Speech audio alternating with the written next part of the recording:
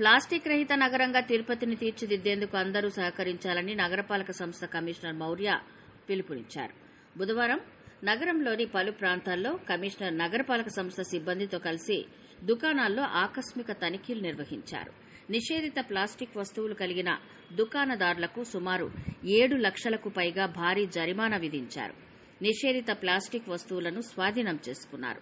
ఈ సందర్భంగా కమిషనర్ మాట్లాడుతూ నగరంలో నిషేధిత ప్లాస్టిక్ వినియోగం ఎక్కువగా ఉందన్నట్టు ఫిర్యాదులు వస్తున్నాయని అన్నారు.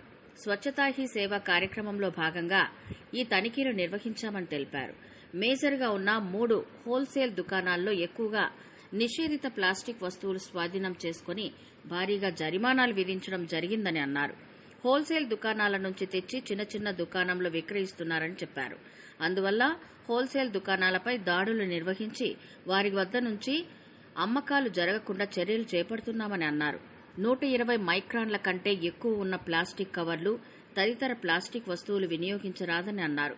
సింగిల్ యూజ్ ప్లాస్టిక్ కవర్లు, plastic plates, spoons, packing covers అమ్మితే దుకాణాల లైసెన్సులు రద్దు చేస్తామని హెచ్చరించారు. బయోడిగ్రేడబుల్ కవర్లు అమ్మాలని దుకాణదారులకు సూచించారు.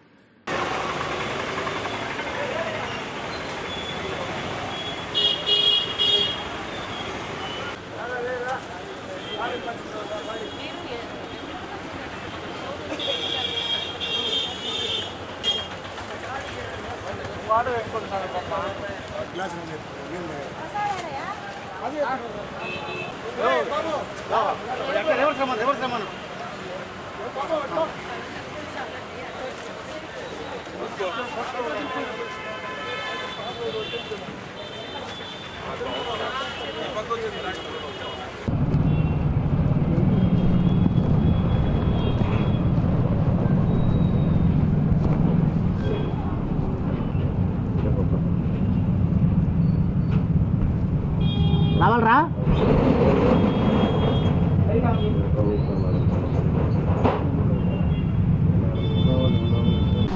ఇప్పుడు స్వచ్ఛతా హీ సేవలో భాగంగా ఈ ప్లాస్టిక్ బ్యాన్ అనేది మనం అవగాహన కల్పించాలి. అందులో భాగంగానే ఈ రైడ్స్ కూడా చేయడం జరుగుతుంది. నాకు చెప్పినంత వరకు కొన్ని మంత్స్ బ్యాక్, ఇప్పుడు ఒక ఇయర్ బ్యాక్ రైడ్ చేశారు, ఇంకా తర్వాత చేయలేదు. ఇక్కడ విపరీతంగా ప్లాస్టిక్ యూజ్ అవుతుందని ప్రజల కంప్లైంట్ కూడా ఉంది. కాబట్టి సో ఒక డెసిషన్ తీసుకొని మేజర్ ఎవరైతే సప్లై చేస్తున్నారో వాళ్ళపైన రైడ్ చేయడం జరిగింది. ఈరోజు చాలా చోట్ల స్టాక్ కొన్ని కేజెస్లో నియర్లీ టన్స్లలో తీసుకోవడం జరిగింది. ఫైన్ కూడా అంతే భారీగా వేశాము. సో సప్లయర్స్ ముఖ్యంగా ఈ ప్లాస్టిక్ బ్యాన్ అనేది మనం అరికడితే ఎక్కడైతే మన రీటైలర్స్ ఉంటారో అక్కడ కూడా అరికట్టడం జరుగుతుంది. ఆ రీటైలర్స్ దగ్గర కూడా మనము రైడ్ చేసేసి మినిమం ఫైన్ కూడా వేయడం జరుగుతుంది. బట్ సప్లయర్స్ ముఖ్యంగా అందరికీ విజ్ఞప్తి ఏంటంటే మన గవర్నమెంట్ పెట్టిన ప్లాస్టిక్ మేనేజ్మెంట్ రూల్స్లో మనకి 120 మైక్రాన్స్ ఉండాలి carry bag. So 120 microns carry bag available చాలా తక్కువ ఉంది. కాబట్టి 75 మైక్రాన్స్ వరకు కూడా మనం యాక్సెప్ట్ చేస్తున్నాం. అండ్ మనం ఏదైతే వ్రాపింగ్ బ్యాగ్స్ ఉంటాయో ఆ 51 మైక్రాన్స్ తక్కువ లేకోకుండా ఉండాలి. కానీ ఇప్పుడు చూస్తే అసలు దానిపైన లేబుల్ లేదు. లేబుల్ లేకోకుండా అసలు ఎంత మైక్రాన్ అని తెలియదు. ఒకవేళ ఉన్న ఫేక్వి కనిపించినవి ఎక్కువ బ్యాగ్స్ అనేసి తెచ్చుకుంటున్నారు. అవి తెచ్చుకోకూడదు. అది సప్లయర్స్ బాధ్యత కూడా.